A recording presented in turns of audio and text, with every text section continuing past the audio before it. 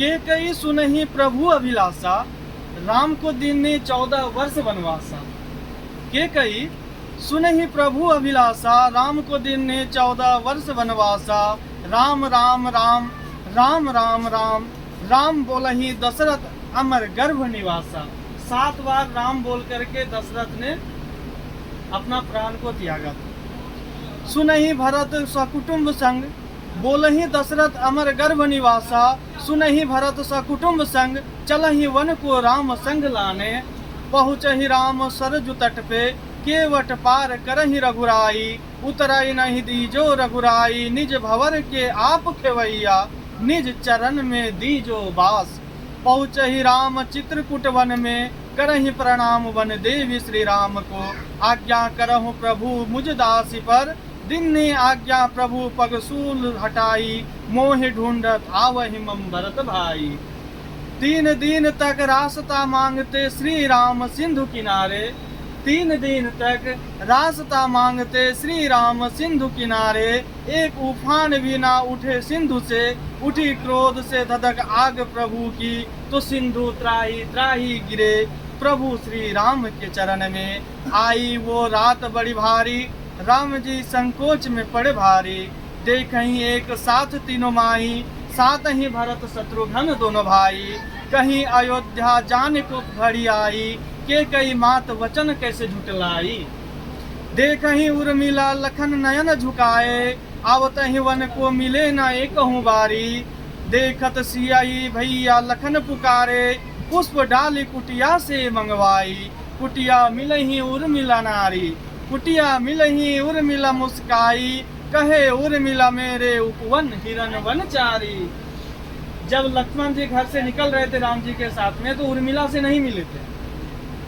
तो जब तीनों माँ और भरत शत्रुघ्न सब राम जी को वापस लाने के लिए जब वन पहुँचे, तो वहाँ पर उर्मिला जो है लखन को देखते हैं तो उर्मिला मुस्कुराते हैं। मुस्कुराए इसलिए कि लखन को ऐसा ना लगे कि हम उनसे क्रोध में हैं या फिर उनसे नाराज हैं कि हमसे मिलकर ना आई।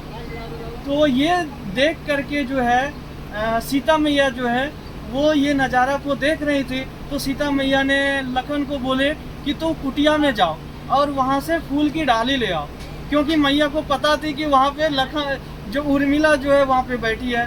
तो उर्मिला के जैसे ही फूल डाली लाने के लिए लखन जी जाते हैं कुटिया में, तो वहाँ उर्मिला को देखकर मुस्कुराती है। फिर उर्मिला तो मुस्कुराते हुए उर्मिला क्या बोलती है कि मेरे हृदय के जो हिरन हैं वो आजकल वन में विचरण कर रहे हैं, इसलिए इसलिए कहे उर्मिला मेरे उपवन हिरन वनचारी। प्रथम प्रणाम करहि के कई माई, तुम सो प्रिय मात जगनाही। प्रथम प्रणाम केकई को इसलिए कर रहे हैं क्योंकि सबके मन में ये बैठा हुआ है कि केकई ने राम को वन दे दिया, लेकिन ये सब तो प्रभु की लीला थी, ये तो राम जी भली भांति जान रहे हैं। तो केकई माँ को कोई जो है गलत ना बोले, इसके लिए प्रथम प्रणाम केकई माँ को ही किए राम जी जब वन में मिले। तो वही बोल कर हमने लिखा हुआ है कि प्रथम प्रणाम करही केकई माई, तुम सो प्रिय मात जग में नाही।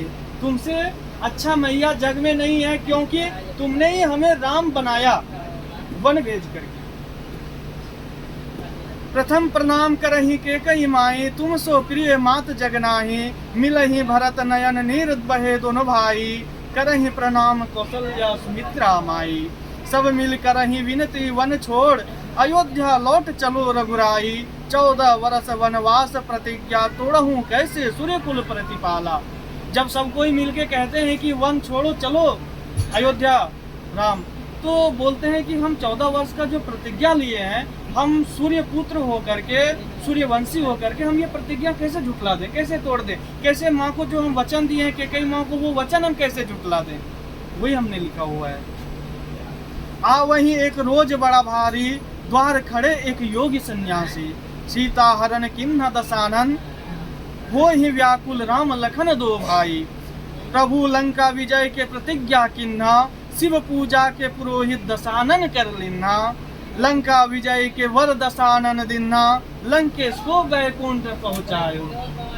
जब लंकेश से जब पता चला कि रावण जो है सीता मैया को हरण करके ले गई है, तो लंका विजय के लिए राम जी ने एक यज्ञ करने को ठाने। तो यज्ञ करने के लिए ठाने तो पुरोहित कौन हो, तो वहाँ पर सबसे महान पंडित में से राम जी का कहना था कि हमें ऐसा पंडित चाहिए जो कि सत्य हो और जो सनातन हो, जो मांस मछली नहीं खाता हो, तो वैसा चाहिए था। तो वैसे ही एक हमारे महान पंडित रावण ही थे, उनसे ही जग जीतना था जंग, और उन्हीं को पुरोहित बना के ले आए और वर भी दिए, रावण वर भी दिए श्री राम को विजयी हो। तो ऐसे थे हमारे महान पंडित रावण और ऐसे थे हमारे श्री राम। तो आपको हमारा ये कैसा लगा कविता?